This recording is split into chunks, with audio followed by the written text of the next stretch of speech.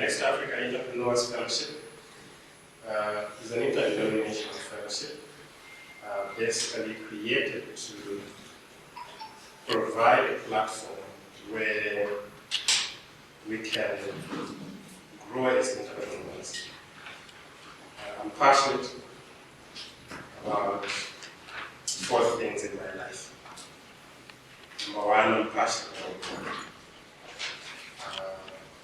I'm one person who believes that without God, we are nothing. And I want, by all means, to try and find out what is God's purpose for my life. And before I can conclude on anything, I also want to ask, what is God's purpose for that particular thing? So I'm very passionate about that. The second thing that I am passionate about is Africa. I'm passionate about our continent because this is our home.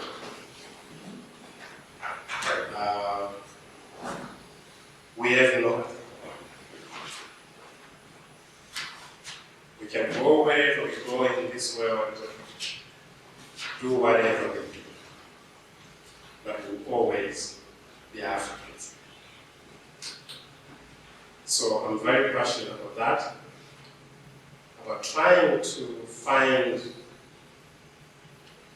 a pathway that helps us find solutions to some of our most enduring challenges. And that passion is something that has driven me to try to build a solution to see how best we can emerge as a continent out of our current challenges.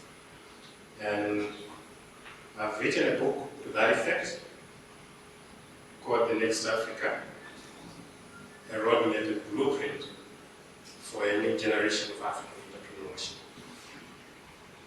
I think we have a copy here that I can show you. It's a book that is currently in print and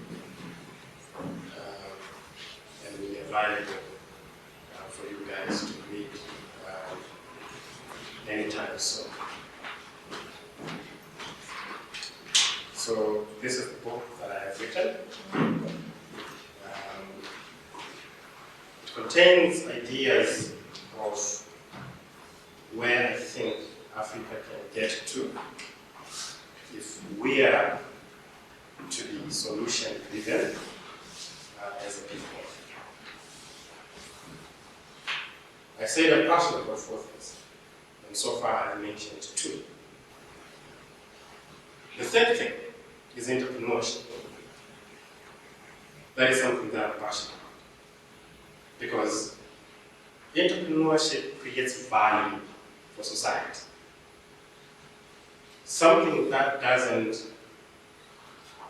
exist yet, an entrepreneur can come and create it and provide value to a community, to a society, to a country, to a continent. Entrepreneurs create products, they provide the services that we need for livelihood. Entrepreneurs create employment, and they build the infrastructure that we need for sustenance. So I'm very passionate about that, because I feel the linkage between God's purpose, between Africa's present realities, and between entrepreneurship can help us to find some very lasting solutions. That is something that I completely believe in. The 4th thing that I'm passionate about is the entrepreneur. the men and women who wake up and will not rest until they have found a solution to whatever problem they see.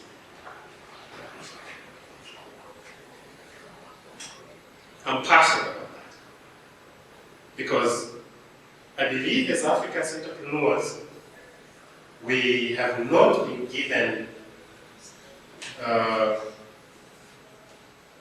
right platform to start from. We don't have the support. We don't have the knowledge. Most of us are working in the dark. And this is not by design. It's, I believe, by our unique circumstances that we find ourselves in as a continent. Africa was an enduring civilization in the 1800s. We had kingdoms that traded with other kingdoms. But we were then colonized. And for more than a century, we found ourselves being conditioned to be workers in a system that was only meant to extract value out of us as people, out of our continent. And because of that, imagine spending 100 years not knowing how to run a business. We were traders, but we woke up one day and we were workers. You understand? Yes.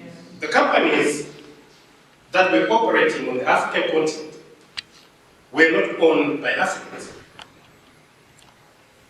They were owned by Europeans. We had colonized this. We were taught that the only value that we provide is the manual labor that we give. And independence came.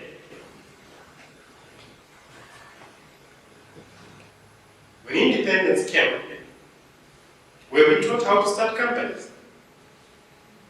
The answer is no. We were not taught how to start companies. Those who controlled the means of production perfected the art of making us believe that we just need to rise in the company. From a cleaner, and sometimes when you're likely to manage or becoming a supervisor. And then when we're done doing that, we retire, and that is the life well lived. But because we are now left with a continent that needs us to find solutions to the problems that we are facing, we find ourselves having to start companies. For most of us, not because we are just enterprising or because this is the passion that we want to follow. For most of us, it's because genuinely we can't find jobs. So I wake up, I have a degree, I know marketing, but I have been seeking for 5 years. I have sent CVs everywhere and I can't find a job. So what do? I create a Facebook page.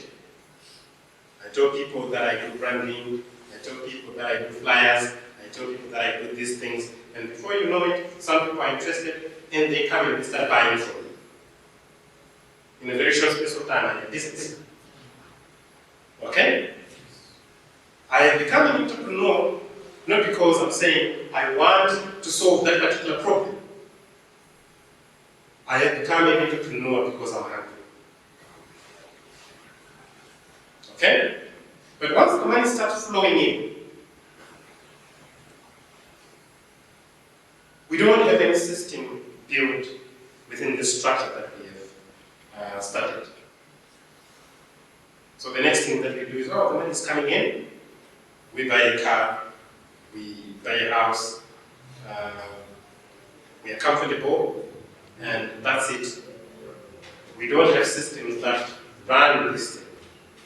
And when we die, the thing dies with us. And another generation comes after us. When they come after us, they are starting from the very same place where we started. They go to school because when you become an entrepreneur and you make some money, one thing that you want to do is you want to send your children to the best schools. So you send them to the best schools. Okay?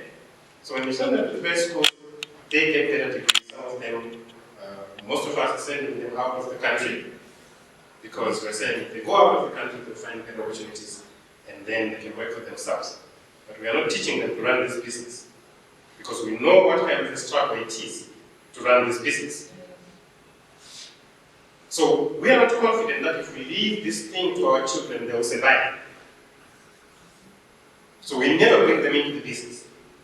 We continue sending them to school so that it is they escape the situation that we're in. This is the problem that I believe we need to find a solution to. So if an entrepreneur has no pathway to get this knowledge, they will never grow beyond a certain stage. So we need to build a platform upon which they can stand, upon which they can get the skills that they need to grow as an entrepreneur and build enjoyable enterprises. Because one entrepreneur can employ thousands of people when successful. Of what we are doing far outweigh the challenges that we face every day. And a lot of the times, because we're doing these things and we're not really seeing the progress that we are making, we are struggling with payroll. The orders are not coming in as fast as we want them to come in. So we feel that this struggle is not worth it. And a lot of us are giving up, not because what we are doing doesn't work. What we are doing works, but we don't have a structure, we don't have a system, we don't have a pathway that we can follow to really extract value out of what we are doing. So that's why I'm passionate about the entrepreneur. Because they are a resilient species. And a species upon which, if we provide enough material to assist them, they can become the foundation upon which we can build a better and enduring civilization on this continent of Africa. So that is the reason why we are here today. We are here because of 4 things. We are here because of our home Africa. We are here because of what our purpose is in God. For this very continent. Because God cannot put us in Africa if He doesn't believe that we have what it takes to make this place a better place. And for me, that's the challenge. That I'm committed to dedicating the rest of my life to find what we can contribute as a people to leave this continent up. Those are 2 things. We're here because of entrepreneurship. All of you didn't come here because you know me. How many of you knew me before today? How many? There's no one here who knew me. He knows me because he works with me.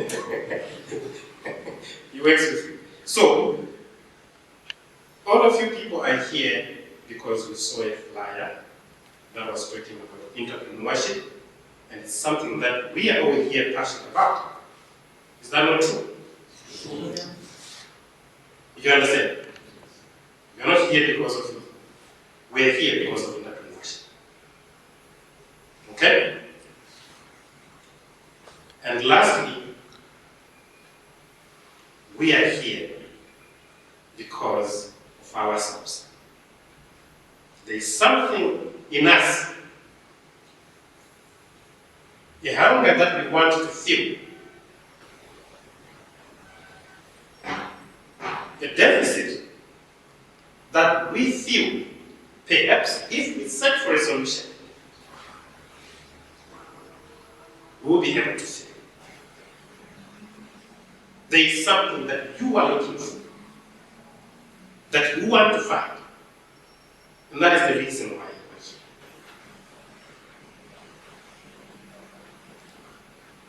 So, I hope after my presentation is done, you will have found some of the things, or my presentation will help to eliminate some of these areas where there may be darkness or misunderstandings. Okay? Right. So, that is why we are here today.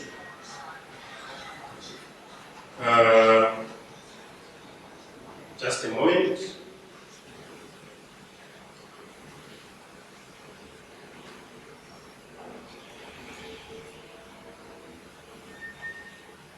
Technology. Why does it have to load? Okay?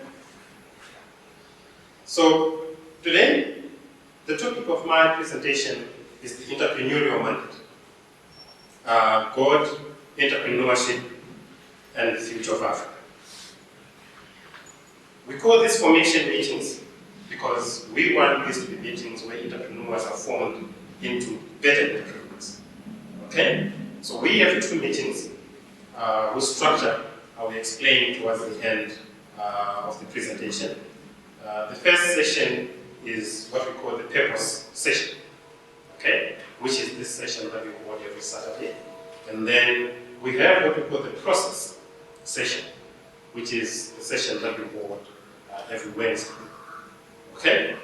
Because we believe if you understand your purpose fully, and if you build the processes that you need to run the business and for your business to function, then you will find success. That's something that we believe, okay? And eventually, time will test our assumptions, because just like you, I'm also an entrepreneur. I thought of an idea, how can I bring entrepreneurs together? Okay? And you guys are here because of it. Alright? So, all the ideas that we may have, they have to be tested on the road, because that's all we can do. Alright. Now, the first thing that I want to discuss with you today is the first one on the list. I want to discuss God with you. I know there are some here who may not share the same beliefs that I have, but I want you to endow me so that you should understand where I'm coming from and where I'm going. Alright?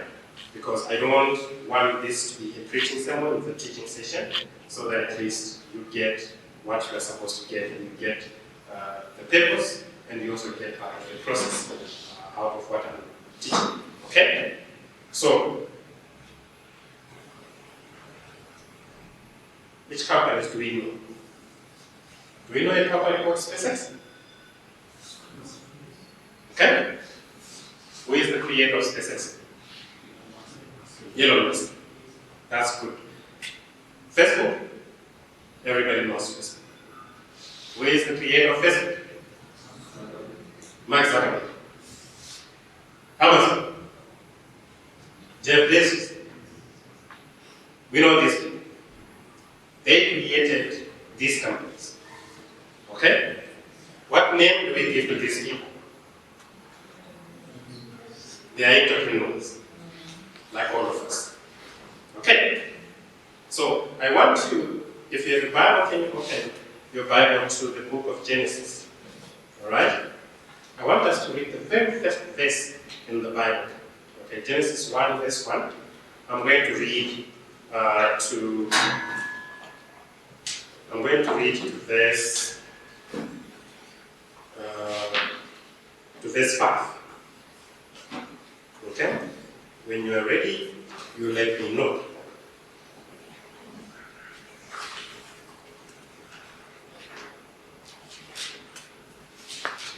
Okay?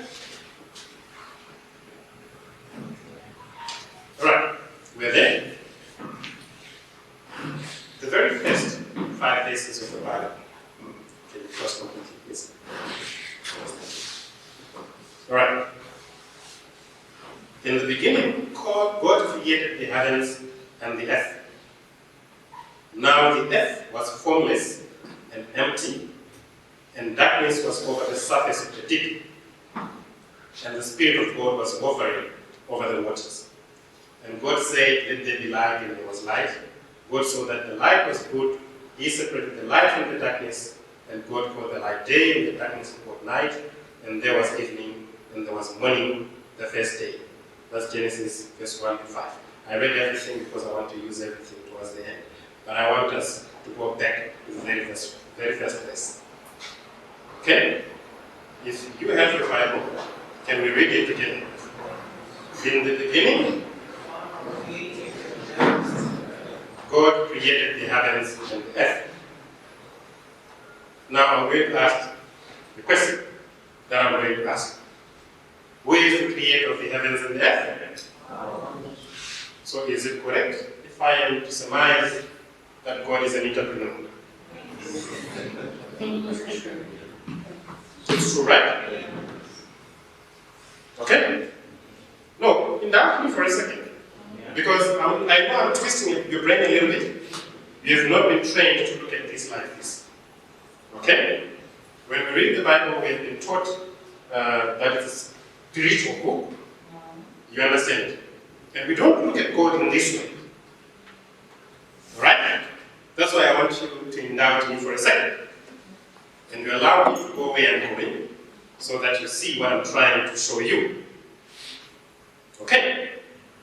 So, if we are saying God is the creator of the earth, so he is an entrepreneur, the first thing that the author of the Bible wanted us to know was God is a creator. God builds things. Okay? You understand? That's the first thing that they wanted us to know. Not that he is holy. Not that he is all-knowing. But that he is a creator. Okay? Now, in the Bible study, there is something that is called the law of first mention. Has anyone ever heard about it? The law of first mention in hermeneutics dictates that the first thing that you meet in the Bible, the first time the thing is mentioned in the Bible, that dictates everything about that thing throughout the Bible. You understand? He does everything else because he is a creator. He gets his authority over the heavens and over the earth because he created it. Are you understanding this?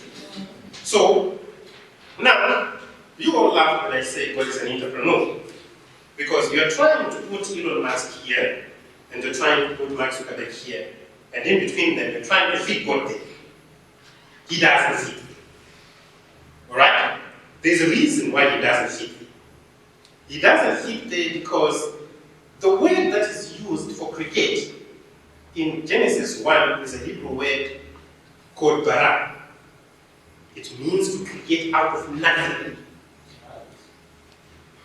He created out of nothing. You understand? But whenever you look at the creative abilities of human beings, No human being can create out of nothing. God created things, left most of them unfinished, and then we then come in and we then create from those things and from that place. So whenever the Bible describes the work of men, they use the word asa, which means to make, yatsa, which means to form, as a potter shapes clay, or banana, which means to build from materials. Okay? Not to create out of nothing. So I'm not saying Mark Zuckerberg, all these other guys and you guys are the same as God. You are not. Okay?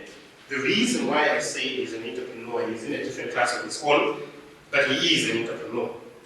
And I will demonstrate that so that you see it. Now, when we create as entrepreneurs, what we are doing essentially is recreation. Alright? If you are a farmer, you're not going to start saying, alright, look, can I create my own seed so that I can be a farmer? Okay? You're getting the seed, that's already there. You're getting the soil, that's already there. You're getting the water, that's already there.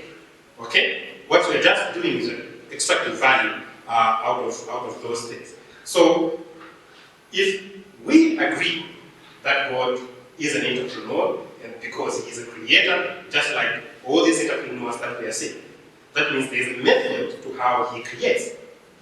And if there's a method to how he creates, that method may benefit us as entrepreneurs. That is the reason why I am looking at these things. Okay? So if we go back to that place, I want us to go back. In the beginning, God created the heavens and the earth. Now the earth was formless and empty. Darkness was over the surface of the deep, and the Spirit of God was hovering over the waters. And God said, let there be light, and there was light. Okay? The earth was formless and empty.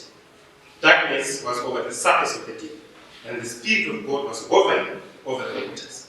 And God said, let there be light. Okay? Now, I'm going to show you 5 things. Okay? That God did as a creator. That you also must do as a creator. You understand? Because even if your business is a phone shop, even if you are running a garden, even if you own a mine, you understand? That mine was not there before you got there. You created that opportunity. You created it. Okay? So the creative process has a method to it. And I think if we get it from God himself when he's creating, it will illuminate some of the challenges that we are facing. Because sometimes I explain a scenario where you are starting a business because you are hungry. Okay? When you start a business because you are hungry, you're not looking for process, you're not looking for anything. You're just looking for a way to make some money. Okay? So the first thing that I want you to see about God's creative method is it's a circle. It's not a checklist. It's a cycle. Okay? Number 1, God has a vision before he speaks. An entrepreneur must have a vision. Before you do anything that you do, you must have a vision. Okay? If you're selling phones today, without a vision, what you're just doing is moving phones in and out and keeping the profits and doing what you're doing. Alright? And you'll be surprised when somebody who has a vision comes, opens the next door to you, and before you know it, they have 10 branches, and you are still there.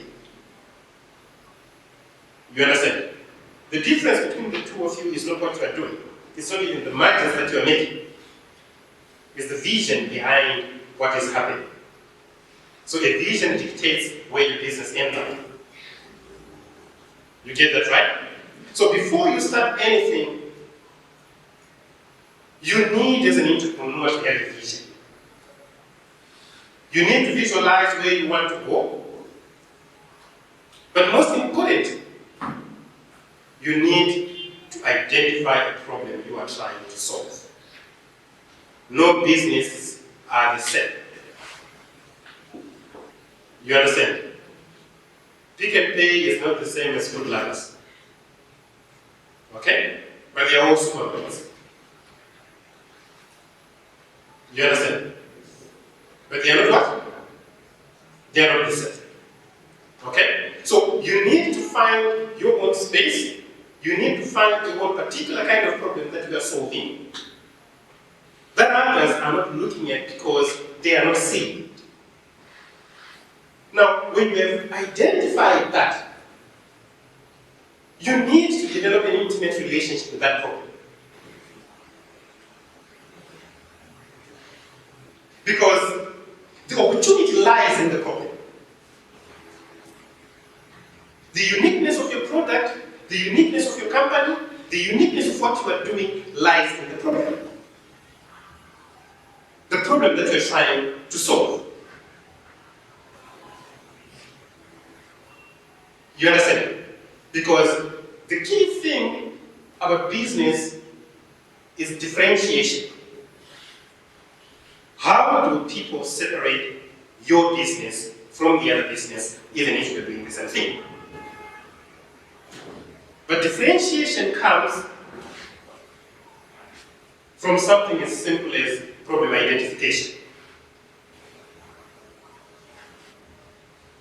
The Spirit of God was hovering over the caves.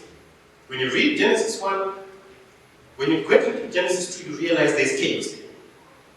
The earth is formless, there is darkness, there is sword everywhere, there is caves. But what is happening? Before God speaks, the Spirit of God is over. That thing is emphasized. The Spirit of God is over. You understand? God is developing a relationship with the problem. So many of the times we are failing in business, not because we're tackling the wrong problem, but because we don't have a relationship with that problem. We can tackle the right problem with the wrong solution because we didn't take enough time to think about the problem to create a befitting solution. You understand? Okay? I'll give you an example today. I want you to see something. If you saw the message that we shared, you came here. Alright? If that flyer was saying $30 to attend, I want to saw by you raising your hands how many are going to attend. Okay? I have 3. I would have 5 people. Okay? If it was $5, how many were going to attend? Okay? The number has gone slightly up. You understand? But because it's free, I have all of you. You get it? You understand? So, the reason why we made it free is not because we don't want money. You understand? It's because we appreciate the economy that we're working. That's the first thing that we appreciate. The second thing is, I also understand that you don't even know what kind of value you're going to get when you come here. You don't know me. You've never seen me. You've just seen a poster. You understand? So because I have spent time looking at this problem, I know that you're not going to come because you don't know me. So I don't charge for it, because if I charge for it, you are not going to come. So the reason why you're not coming is because I don't have what it takes to teach you. It's not because I don't have what it takes to teach you. No. It's because I have not given you enough material to work with. Okay? So you need to develop an intimate relationship with the problem so that at least you can create a solution that works. Okay? Now, I want you to write this because this is very important. As an entrepreneur, the quality of your solution can never rise above the depth of your understanding of the problem. I'm going to repeat that. The quality of your solution can never rise above the depth of your understanding of the problem.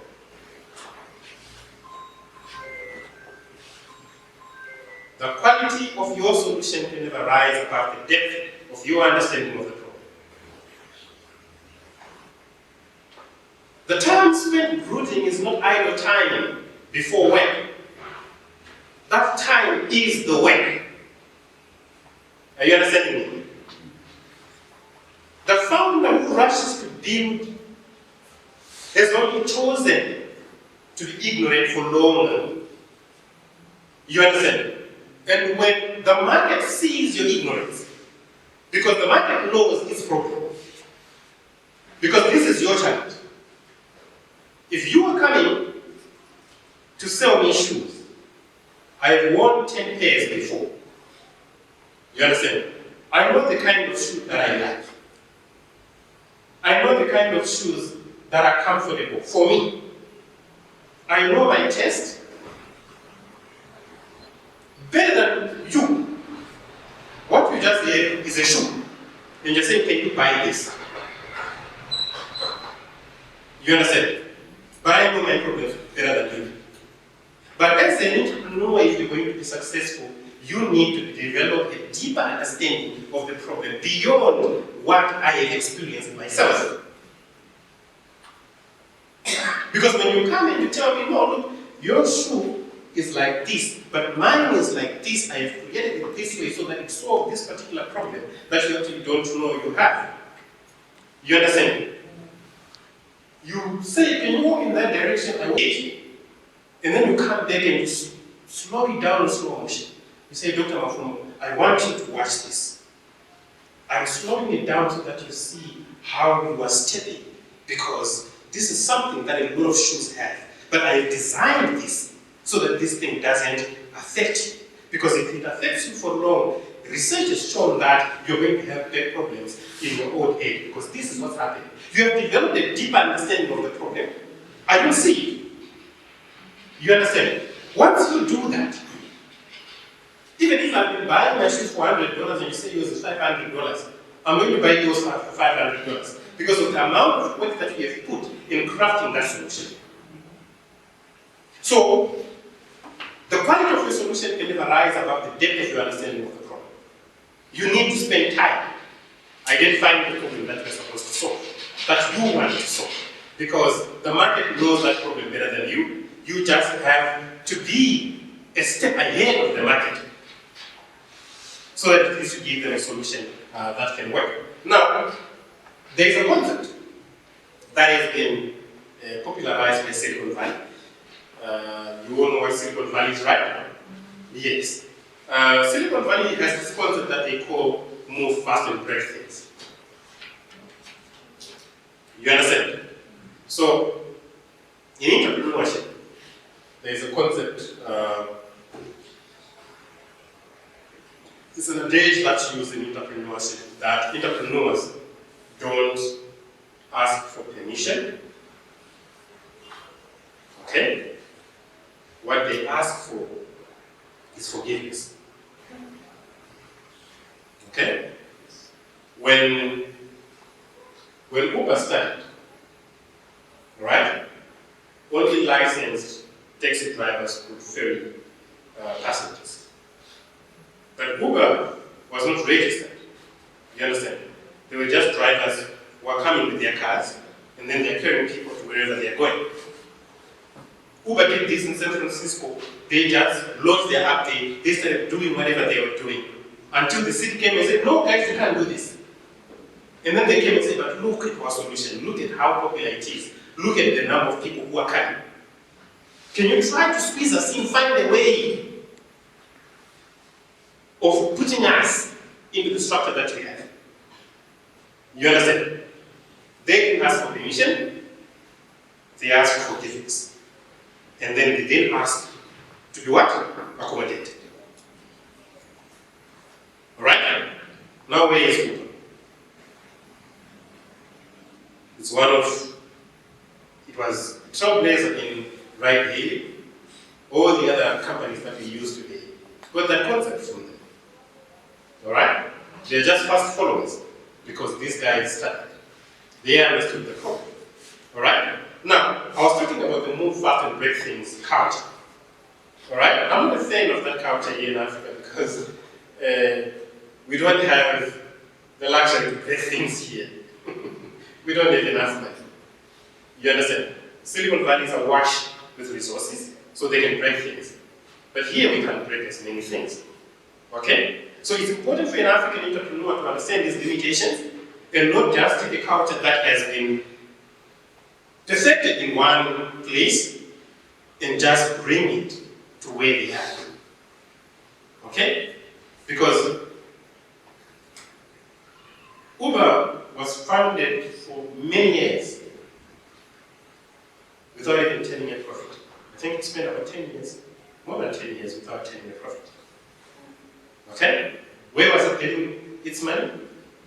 It was coming from investors. Do you have anyone here in Africa who can give you money to run a business for 10 years without you making a profit? No one is going to do that for you. You understand? No one is going to do that for you. So you need to have a vision before you start. That's the importance of having a vision. Because you have to know that I only have 3 months to try this thing. Okay? By the 4th month, I should be making a profit. Alright? You're fighting companies that have machine guns, and you just have a pistol with 1 bullet. Okay? If an elephant is coming at you, you can't be shooting every time. You wait until you aim. Okay? But somebody who has the resources can just hold the machine gun and start shooting in whatever direction, hoping that they will hit something. You can't afford to do that. You need to have a vision. Okay? Now, I'm going to go to point number 2 in the creative process. Design before execution. You have your vision. It's laid out. The second thing that you need to do is you need to design the product well. You need to design the business model well before you execute. Okay? God does not speak everything into existence at once. I said God is an entrepreneur, but we all know that He is the all-powerful God. God could have easily sat in His chair and said, look, can you create everything that's needed for the heavens and the earth to function? And everything would have gone into its place. Is that not true? He could have done that. But He didn't do that. Alright? Regardless of how powerful He is, He didn't do that. He followed a process. He designed everything. Okay?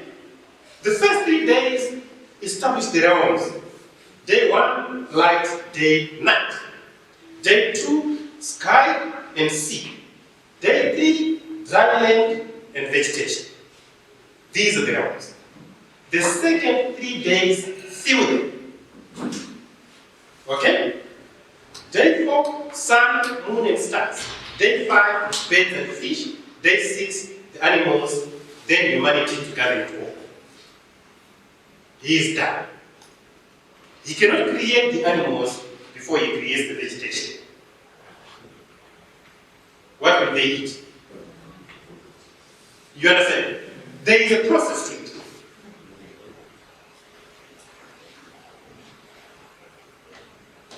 There is a process to it. So you need to design your solutions so that at least everything that you are doing is structured. Okay? You can't say, I have money, I am going to rent a place, and then once I rented the place, I am going to put the shelves, and after I put the shelves, I'm going to start looking for money to then buy things to put in that shop. Who is going to pay the rent? Where is the money going to come from? You're better off selling things out of your suitcase than renting a shop that you can fill. That making the place beautiful and you can utilize it. Are you understanding this? Design your solution well before you execute. And number 3, I think this is the one that has a lot of bearing for us here in Africa. When you execute, and your execution must do what it says. Okay? God said, and it was so. God said, let there be light, and it was so. Okay? When you read chapter 1 of Genesis, what you find is, and it was so. He said, and it was so. African entrepreneurs were a problem. I'll deliver your phone tomorrow at 3 p.m. It comes after 3 weeks.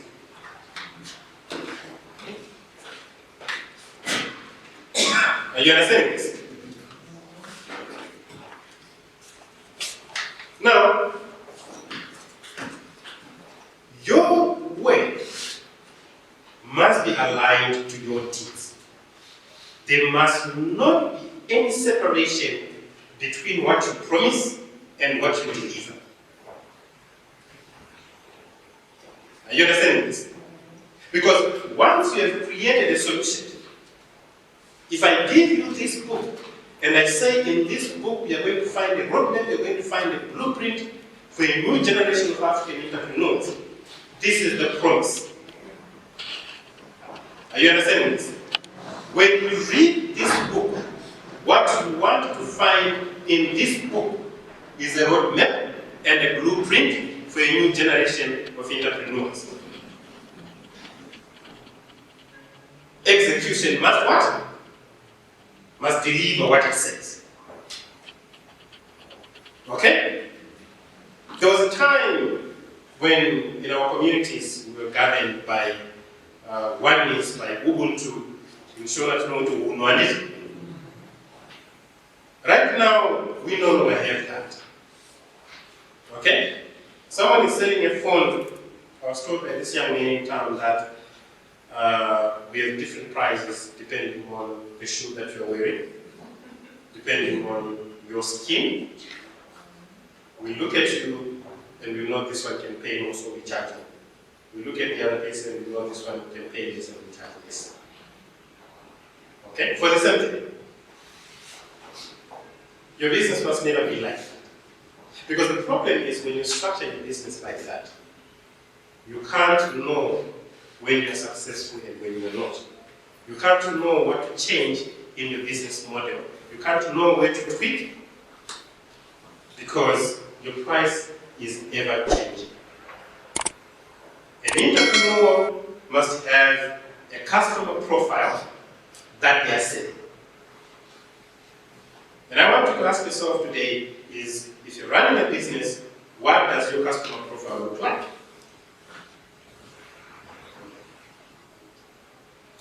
Who are you selling? If you're selling shoes, you're selling shoes to which customer?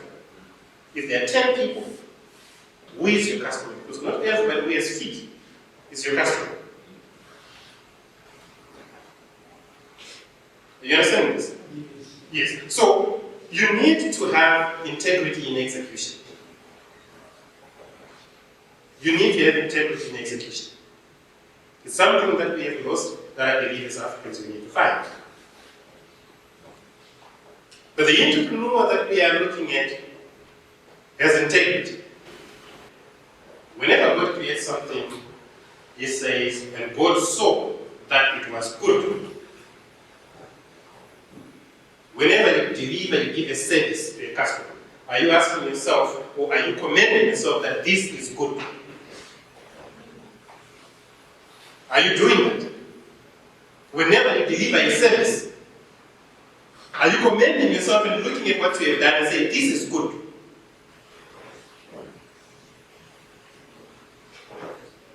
You understand? You have to commend yourself. You have to look at what you are doing. And you have to be proud of your work to the point of saying, this is good. When you go back, look at the place where you work. Look at the place where you work. Is it good?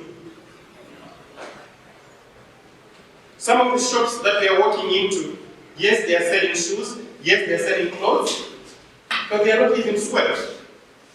Some of the restaurants from which we are buying food, they have cockroaches. Because entrepreneurs are not saying, this is good. God saw that it was good. And the last thing, after He has done everything, the one final thing, He said, this is very good.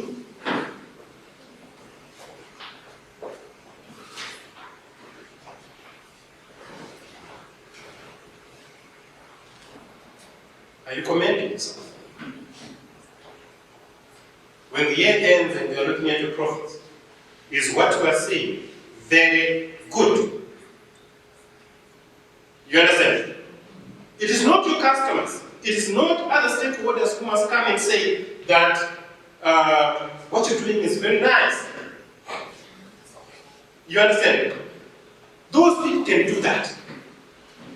But you must be convicted yourself in the delivery to a point where you say, no, I think what I'm doing is good. My processes are good. The way that I'm handling customers is good. The product quality that I'm delivering is good. Because if you are not confident in the product or service that you offer, how else do you then expect others to buy from you? How else do you expect to win against your competition? You understand? So you need to have that standard. We must build a standard that we hold ourselves against. Businesses tend to have a standard that they want customers to hold them against. But you must hold yourself against a standard. The question is, why is that standard? You understand? The last thing that I want to talk about in this side is the completion, which I call the dignity of finish. When you read Genesis 2:1, it says, thus the heavens and the earth and all the host of them were finished. God started and he finished. Okay? Now, an entrepreneur, when they start a business, must be ready or must be prepared for the day that they will leave the company. Okay? It's a problem that we have in Africa because a lot of us, when we take positions, we don't leave. But we need to have a timetable to say, I am going to start this company today. I am going to build these systems. I am going to set these processes in place. I am going to grow this company to this stage. And once I am done doing things, I am finished. This thing can operate without me.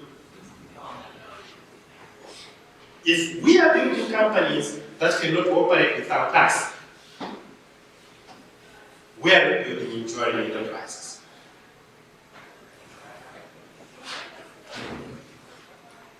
Saying that everything is finished does not mean that what we have built dies when you stop. You understand? Because when God finished creating, he did something that's remarkable. He then said, now that I'm done doing this, let us now create men in our own image, after our own likeness. You understand? So that they may what? Rule it.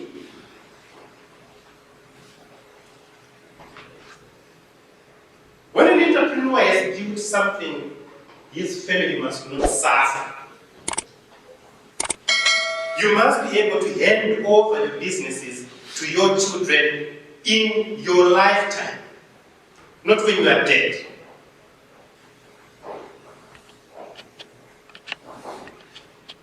If you can't hand over to your children, hand over to managers who can manage the work in your lifetime, so that you can sit aside while they what? They rule over the business. We build businesses so that at least we can push ourselves out of them. And we give others the responsibility to multiply what we have started. To subdue the markets that we have conquered. Are we understanding this? So this is something that we need to think about. Okay? This is something that we need to think about. So, now, I said this when we started, for the benefit of those who were not here. We are talking about the creation of the world as an entrepreneurial process. Okay? Because the question that I asked in this study was, if Mark Zuckerberg is the creator of Facebook, Elon Musk is the creator of SpaceX, and Jeff Bezos is the creator of Amazon, and we call these people entrepreneurs, and if God is the creator of the world, He also ought to have the same name, because they are all creators. But we then had a distinction, and the distinction is God creates out of nothing.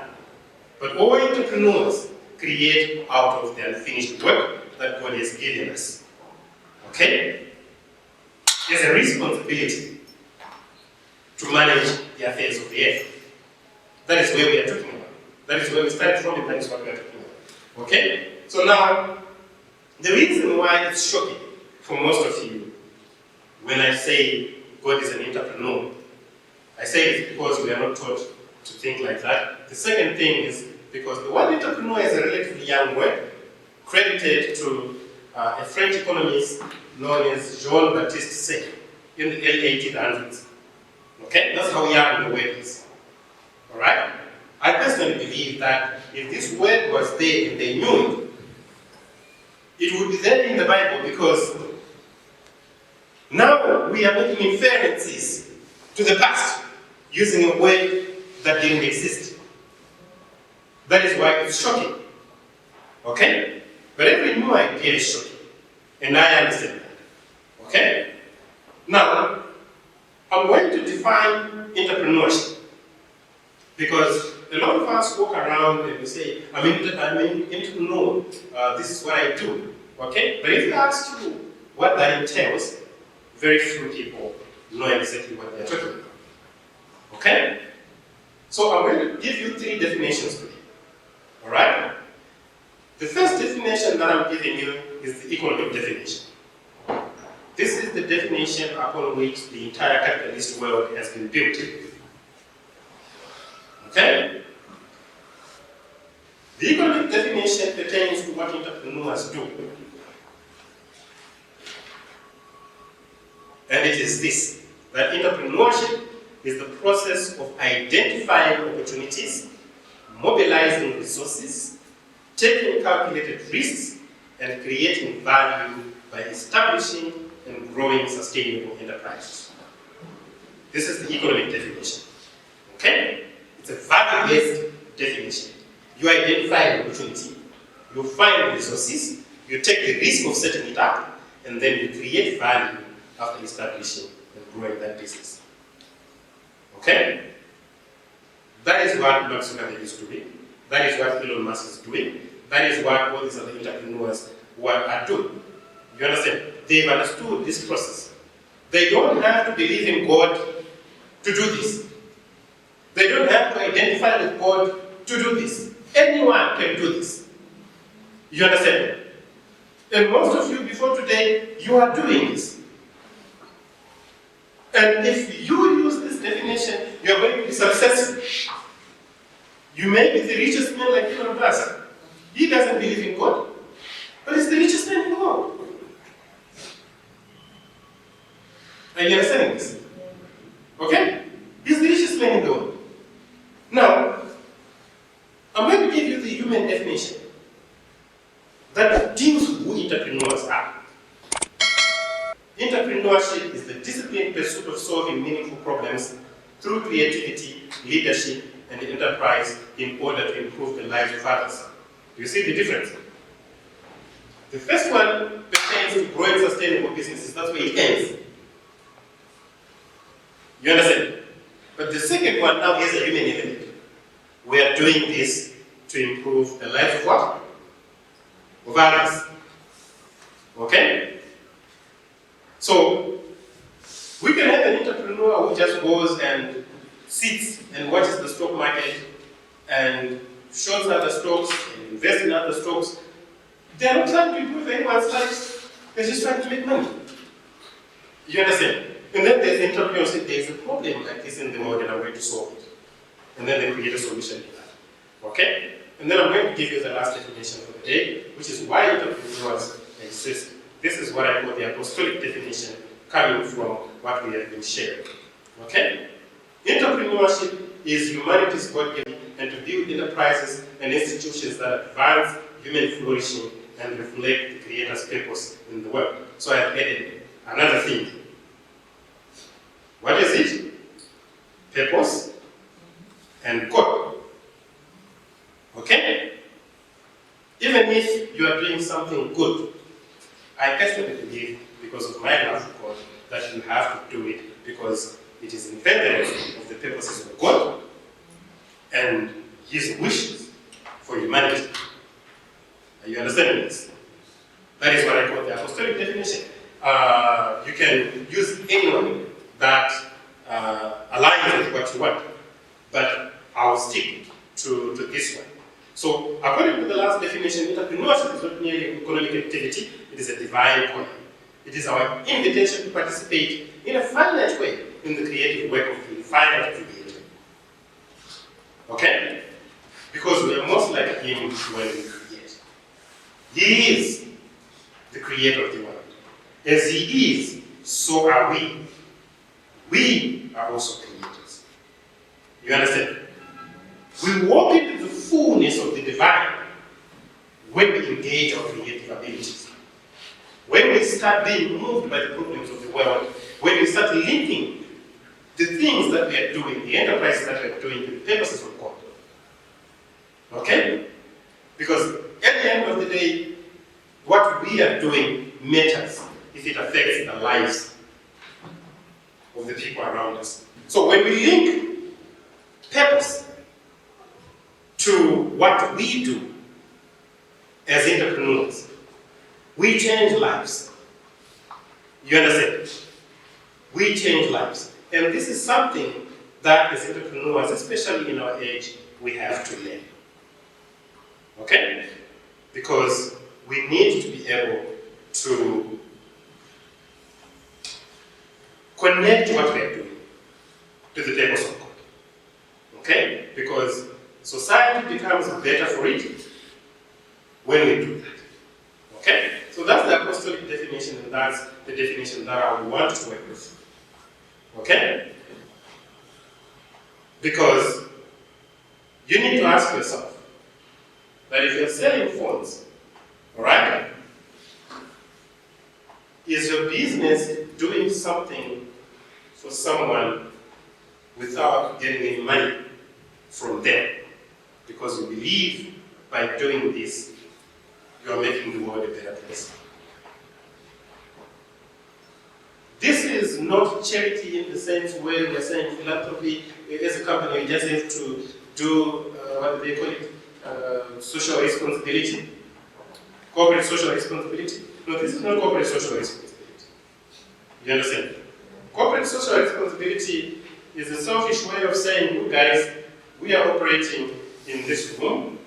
So because we are operating in this room, we just have to clean it and make sure that what we are doing doesn't affect others. You're not linking it to God's purposes or anything. It's just something that you are doing so that the community can look at you and say, ah, but they're a good company. So you do the bare minimum for the community to accept you. But in Africa, we need enterprises that go beyond that because our problems are many. And anyone who finds some level of success, no matter how small, needs to contribute to the furtherance of the purposes of God in our community. Are you understanding this? So this is something that's very important. Okay? So now that we have established entrepreneurship, I want us to go to how entrepreneurs actually create value. Okay? Most people think entrepreneurship is just like a business, but I think that's another definition. We have gone through that because of the definitions that I have given. But now, where I'm going, this is where I want you to pay attention. Because these are the things that we can apply to business today. Okay? Because I'm going to show you something that's keeping Africa where it is. And if we understand that, it's going to give us a platform from which to build and to try and correct some of the wrongs that have been happening on this continent. Okay? Entrepreneurs create value out of different ways. Some create value by moving goods from where they are abundant to where they are scarce. There are 7 things that I want you to look at here. I'm going to give you a concept that I call the entrepreneurship value creation ladder. Okay? You can just call it the value creation ladder. Alright? And when we are done talking about this value creation ladder, I want you to then ask yourself where your business is, where your idea is sitting, and what kind of value you are creating. Okay? The first rung on this ladder is trading. Okay? Trading is creating value through exchange. Alright? I buy 10 shoes, I put in my car, and then I sell them. I make a profit, I go back, I buy more, and I do the same. Most of the businesses that we see around us, they are doing this. You can pay. It's a trading business. Okay? You understand? Most of the businesses that we have in town that are starting, they are trading businesses. The reason why we start with trading is because that's the cheapest area to enter the market. Okay? If I buy 10 phones, I can actually start trading from my pocket. Also, they function and then things start moving. You understand? Okay? Before you know it, I have 100, I have 1,000, I have a shop, I am growing. Okay? So trading is the easiest place to get it. The second stage is distribution. Okay? This is value through availability. Here the entrepreneur creates value through logistics. They build warehouses, transport networks, supply chains that make products consistently available, and value lies in availability. You have the transport companies, their logistics, their distribution. You understand? So, warehouses, distribution. This is the second round on that line. Okay? The third level is packaging. This is value through presentation. The entrepreneur takes an existing product, makes it more useful, more attractive, and more. The first one is how much you transform. The second one is how much you keep. Trading is the lowest margins. Okay? Because you're taking something that's already made, and all you can do is to say, I took it from China, so now that I brought it here, I'm going to put a markup of this, so it is the lowest margins.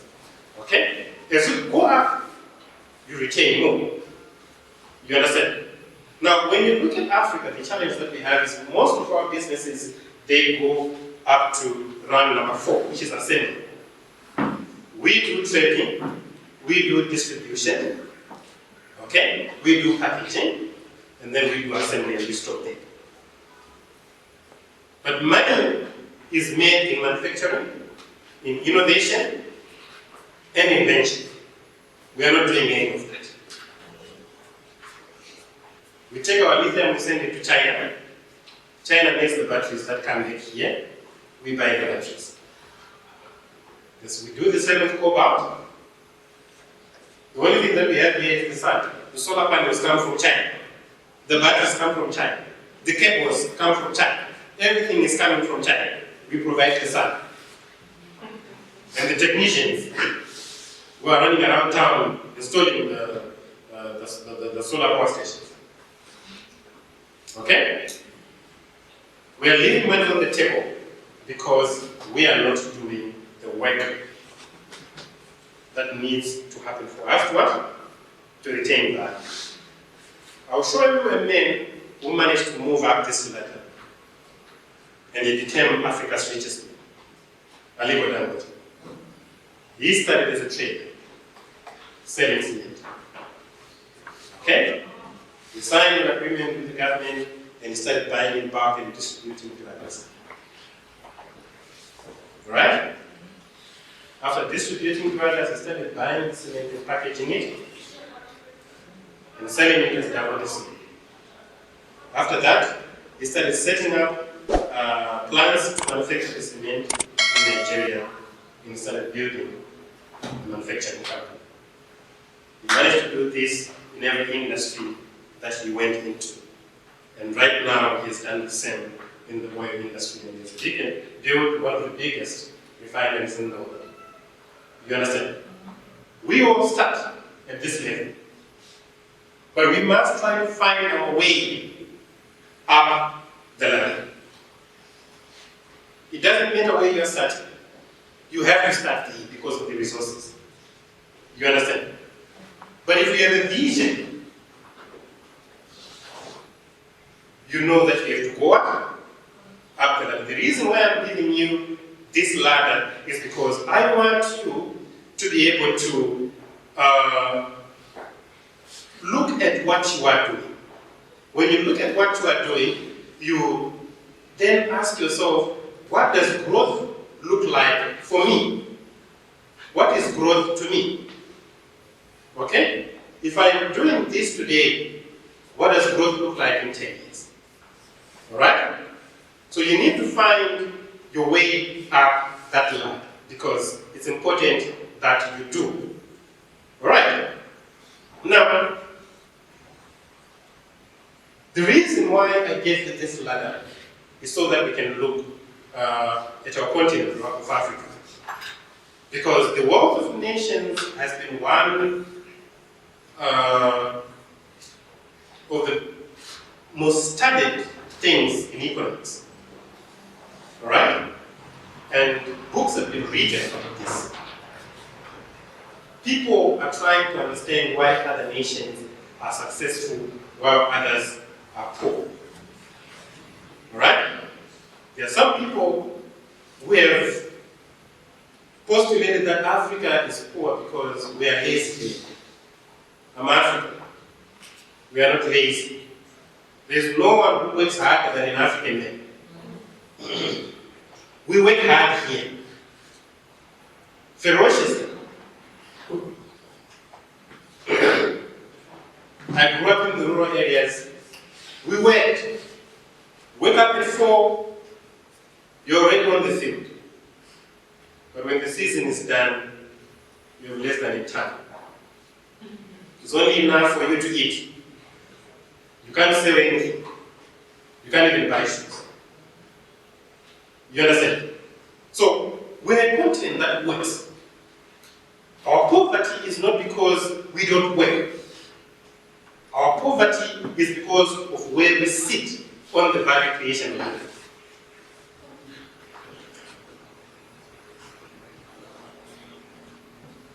We are not inventing, we are not innovating, we are not manufacturing.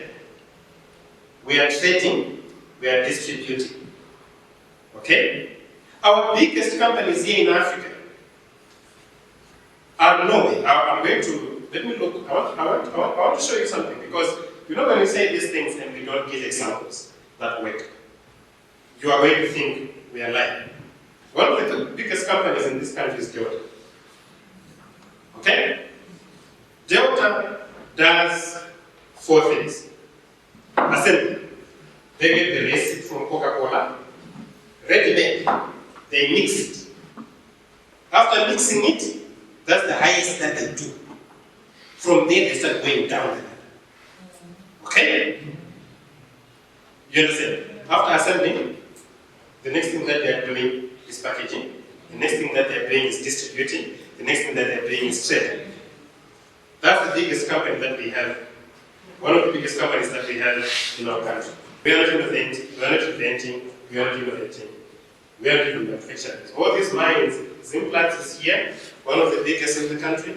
They take our platinum, they take all the minerals, Some of them, until recently, they were not even doing anything here. They would just take the ore to South Africa, and then it would be processed in South Africa, and then all the things will happen there. Right now, we see the same thing with lithium. We are one of the largest producers of lithium in the world. Okay? So, until last year, the Chinese would just load the blocks of ore into containers, straight to Beira, and then they ship them to China. The next thing that we see is we see batteries coming in from China. Okay? Now, the government is trying to push for just a little bit of processing to happen here. Okay? But we're still one. We're still down there. Are you understanding this? So if Africa is to rise, we have to be able to move up the ladder. The question for us entrepreneurs is, how are we going to do this? How are we going to move up that ladder? But now that we know the ladder exists, we can start climbing up that ladder because we know it exists. You understand? The things that I've said are not new. Okay? I'm not claiming to be very wise. These are things that are out there. The only thing that happened is you guys had not really interfaced with them to a point where you could see them as clearly as you now see them. Alright? So when you then go back, you're then able to then interrogate what you are doing, look at your vision, and see how far these things can go. So the challenge with trading is it generates income, or invention generates industries. Distribution builds businesses, innovation builds economies. Packaging creates convenience, invention changes civilizations. You understand? You need to understand that. And when we understand that, we become better entrepreneurs. Africa must not just produce entrepreneurs, we must produce a better kind of entrepreneur. Entrepreneurs who do not merely participate in the markets, but who shape the markets. This is where we need to go.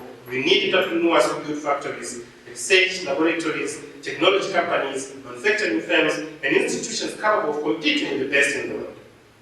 This is not merely the responsibility of entrepreneurs. Okay? Universities must become centers of discovery, not merely instruction. Investors must finance bold ideas, not only familiar business models. Churches must encourage believers to see creativity, innovation, and enterprise as expression of faithful stewardship. And parents must raise children who do not simply dream of getting jobs, but of creating industries. Because as entrepreneurs, we must refuse to settle. And there's never been a more important moment in history to make this shift. History has placed us at a remarkable moment. Never has the barrier between imagination and execution been low. Artificial intelligence is one of the most powerful tools to be ever placed in an entrepreneur's hands. We have it here. Like the steam engine, electricity, and the internet before it, this is going to be a transforming technology to how we do business. You understand? The steam engine amplified our muscles, the computer amplified our memory, artificial intelligence will amplify our capacity to create because it collapses the distance between an idea and execution. I can wake up today with an idea, I can sit on my laptop and I can start creating a solution of how my product is going to look like. Give me 3 weeks, I'll have a product that I can actually put on the market. This is a tool that we now have. For the first time, it is possible for an African to do the things that took years for some of these companies to do.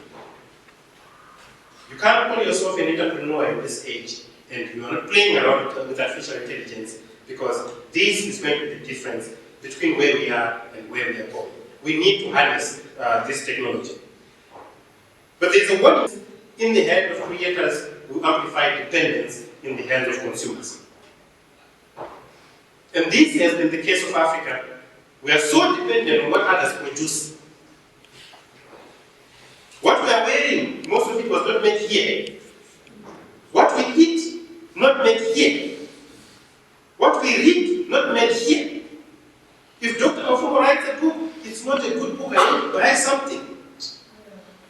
historically, we haven't been giving value to our products. And we're the people who I was looking at one of the brands. What you need to understand is every time you pay for a shipment in China, money has left our continent. When you look for money and you can't find it, it's because we are sending it out. We are not poor because we don't have. We are poor because we are not keeping what we have. Going up the value creation ladder helps us to keep more here. Not only in the country, in your business. You understand? One thing that I understand is the selfishness of humanity. If I tell you that if you don't buy from China, you are going to keep money in Zimbabwe, people will not take that seriously. But if I tell you that if you don't buy things from outside the country, you're going to keep more money in your business, a lot of people will begin to take that seriously. You understand? So we need to retain value here. If we want to consume what others build, it becomes the most efficient instrument of extraction ever devised, a new rung at the bottom of the ladder without standing on it. Artificial intelligence is a neutral tool. And we must find a way of owning a piece of it. The question is not whether AI will change Africa, the question is whether Africa will use AI to change itself. Africa has a choice. We can become passive consumers of artificial intelligence, purchasing technologies developed elsewhere, or we can become creators of artificial intelligence, using it to solve African problems, build African enterprises, develop African intellectual property, and create solutions that the rest of the world will one day use. And this is the entrepreneurial mandate before our generation. So I have a challenge for you today. The challenge is, how can I move one level up the ladder? You understand? It's a question that you need to leave this place with. How can I move one level higher on this ladder? If you are trading today, can you manufacture tomorrow? Can you at least distribute and package?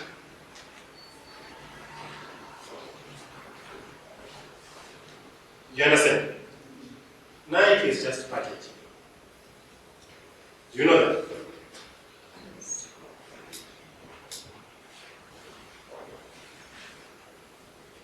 Because their product is clothes. Okay? They take cotton, they process it. You shook your head, so I'm going to show you where I'm saying it's packaging. You understand? Alright? We make the cotton here. Alright? We farm it here. Then we send it outside. Alright? When we send it outside, Nike looks at this cotton. I'm going to use a shade to illustrate my point, okay? Alright? They say we're going to make our shape look like this. Alright? We're going to design it this way. And we're going to put this logo here. And we're going to put it in a nice plastic bag. And we're going to send it back. Alright? Yes, they are manufacturing. Okay? I'm not negating that fact. Alright? But they're not doing anything that we can do. If you buy a machine from China, you can do the same. Alright? But the reason why you then go into the shop and say, I'm not buying this one, I'm buying a Nike, is not because, even if the fabrics are the same, it's because of the brand. We are paying a lot of money for brands here in Africa, which are just packaging, okay? Because it's Apple, it's Samsung, it's whatever, but they are all false. You understand where I'm going? You understand? We are not looking at the usefulness of the product. What we are looking at is how this product will make you feel. Because somebody say, I am going to brand it this way so that someone can buy it. We need to package our own materials. Alright? We need to create our own brands. The same cotton that we are making, we need to package it in a way that others will look at and say, all right, look, I'm going to buy this. The future of Africa will not be transformed by entrepreneurs who are content merely exchanging value. It will be changed by those who choose to create it. You understand? We beat ourselves on the chest and we say, no, I'm running a business, I'm doing this, when we're just exchanging value and we're not creating it. We need to start creating that value.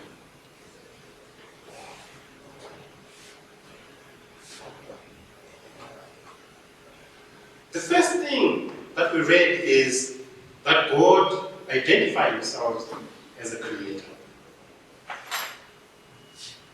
I put it to you today that perhaps the highest expression of the image of God in enterprise, in African enterprise, is not simply to build a successful business, but to build a better vision of Africa through the value that we create.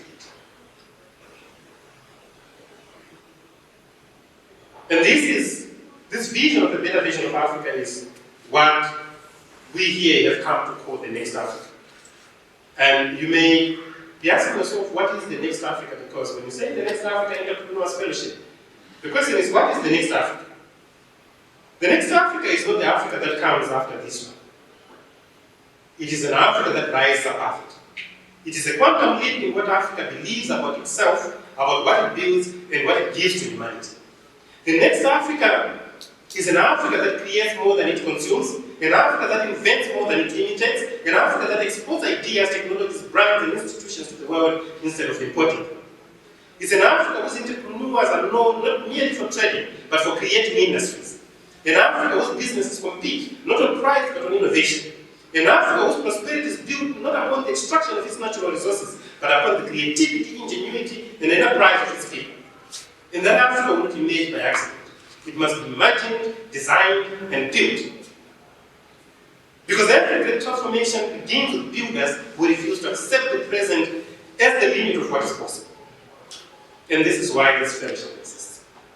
Not merely to help people start businesses, but to form entrepreneurs who will build the next Africa. Entrepreneurs who understand that if enterprise they create is more than a source of income, it is a brick in the foundation of a new continent. And this is one thing that I want to leave with you today. When you leave here today, do not simply ask, how can I build a successful business? Ask what part of the Next Africa is God called me to build? Because the future of Africa will not be built by governments alone. It will not be built by institutions alone. It will be built by men and women who recognize the entrepreneurial mandate placed upon them by God. If you have to show me a successful country, I will show you the companies upon which the success has been built. When you say America is the greatest company in the world, you will see its Google, you will see its Facebook, you will see its SpaceX, you will see its Amazon. Where are your companies? Because if there are no companies growing at that level,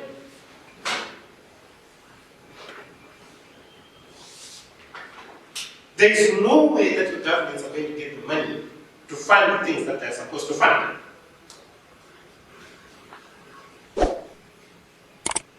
Because governments just manage tax. How much tax are we paying as entrepreneurs? Are you understanding this? We need to create that value.